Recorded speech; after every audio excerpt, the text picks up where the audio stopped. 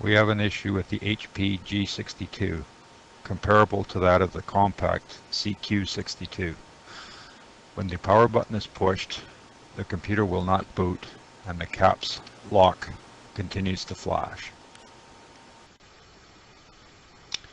This is a result of poor solder connections on the motherboard.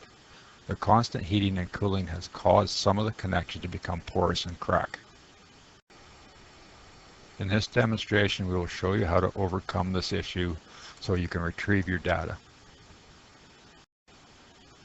We must temporarily overheat the motherboard, which will cause the joints to slightly expand and complete the circuit. To accomplish this, we must block the airflow to the cooling fan's air intake and exhaust ports.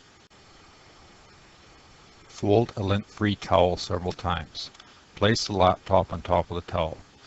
Make sure it's over the fan intake, then fold the excess over the fan exhaust. Plug in the AC adapter and press the power button. Allow the computer to run for at least 20 minutes. Reboot the computer. If successful, the computer will start normally. If the computer does not boot, then a little more heating is required.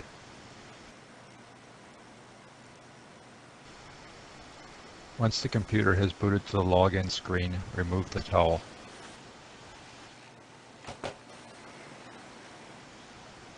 Now would be a good time to back up your files, as this is only a temporary fix. Eventually the computer will not boot.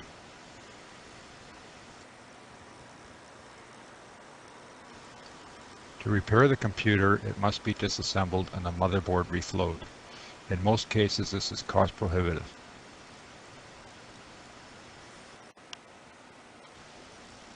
Thank you for viewing this presentation.